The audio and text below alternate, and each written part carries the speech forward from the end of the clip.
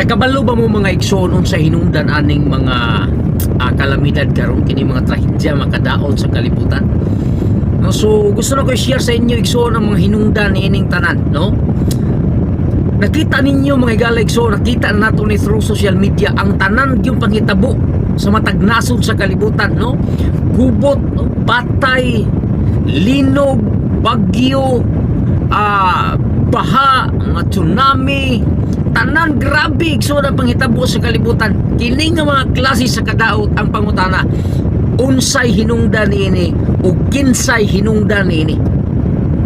Igsoon ko kung magtuon lang mog Biblia, kung ato lang tunan ng Biblia, dili kita matingalas panghitabo karon sa kalibutan. Nga naman niya igsoon akong isulti sa inyo, unsa man ang hinungdan sa kadaot karon sa kalibutan. Ang uban igsoon pasanginlan nila bisag kinsa na lang, ang uban pasanginlan ng gobyerno, pasanginlan igsoon ang mga tao, amo hinungdan sa kadaot sa kalibutan. Pero igsoon kung imong tunan ng Biblia, based sa Biblia, basahan ninyo igsoon ko Jeremiah 25 verse 29. Tanawan ninyo igsoon. Naon sa giingon? Ang balaang kasulatan nagsulti igsoon ko nga ang kadaot miabot sa tanang syudad sa tibuok nasod sa tibuok kalibutan tungod igsuon kay ang tao nakiglali sa Dios. Tanawan ninyo igsuon. Kini nga panghitabo sa katalagman karos kalibutan, kini makadaot mga trahedya igsuon ko, sultian talang mo. Gisulti na ni sa Biblia ang hinungdan nini tungod kay ang tao igsuon ko nakiglalis batok sa Dios. Nisukol batok sa Dios. Ilang gitalikdan ang Ginoo. Dili na sila igsoon maminaw sa pulong sa Ginoo. No? Tanawar ako ninyo igsoon sa giingon na niyo. Isaias igsoon ko 24 versikulo 5. Basahan ninyo igsoon. Unsay giingon? Ang katawhan ni biya sa kasuguan sa Dios. Ang katawhan naglubog sa pagkadaotan o sa pagkasupakan.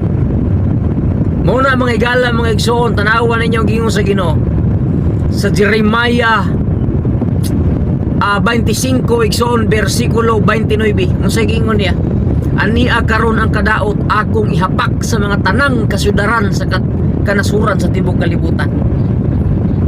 Ang tanan nga mga pumuluyo sa yuta makatagamtam igsuon ko sa kadaot igsuon. Kay ang tanang unod sa yuta hukman sa Dios. O kini nga mga klase sa kalamidad igsuon ko. Unsay gingon igsuon ko sa Jeremiah 25 verse 33. Ang pinatay unya sa Ginoo lantawan ninyo. Magbuyod unya gikan sa kinatumyan sa kalibutan hangtod sa tumoy sa kalibutan. Grabing patay igsoon ang mahitabo sa atong kapanahonan karon. Musugot mo sa dili, talitapos na ang atong kalibutan. Ni anata igsoon nagatubang sa katapusang mga adlaw nga diin ni anata sa adlaw sa paghukom sa Ginoo sa grabing kamatay nga panahon. Igsoon hinaot ganyo ning mapamalandungan. Pamalandungin ninyo ang mga mensahe karon sa mga tao base sa Biblia. Kung imong tanaw nigsuon ko ang Epeso 4 versikulo 11, ang mga mensahe nga gidala sa mga evangelist, sa mga pastor, sa mga magtutudlo, naghihatagan sa Ginoo authority sa pagsulti sa tibuok kalibutan apan ang makasusubo. Kaya mga tao sa kalibutan sama sa panahon ni Noe, dili na jud manuo bisag kung saon nagsunog tambag sa Biblia. Ang ilang mga istorya ayaw muktuan na kay bakak na butbut na, no? Ang mga magbubuhat sa Ginoo karon tigsultis kamaturan nganla nila anak Satanas.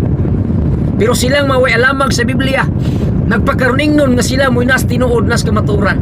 Pero mga pastor igsoon, mga evangelist magasulti karon ilang ingnon bakak butbut, no? 10% ray giapas. Nagpamatuod kinigsoon ko sa ilang pagkadaotan o sa pagkadaotan sa kalibutan. Pero inikabot ining kapanahunan nga diin sa ilang nataran o sa ilang panimalay mo abot na po niya kamatay. Magtiyabaw unya sila sa kalisang igsoon. Musangpit sila sa Ginoo. Proverbs igsoon ko 1:24 to 27. Musangpit sila sa Ginoo kung moabot na sa ilang panimalay kini alimpo sa kadaot igsoon, apan ang Dios na usab magkatawagan nila. Hinaut igsoon nga sa ato mapangitabo karon. Ato kini mapamalandungan ug mahatagan natog basi. Ya kung imong nakita ni mga butanga, nag-ingon igsoon ang Lucas 21 bersikulo 25. No, og 27. Kung nakita nimo ni karon, ihangad ang imong mga mata.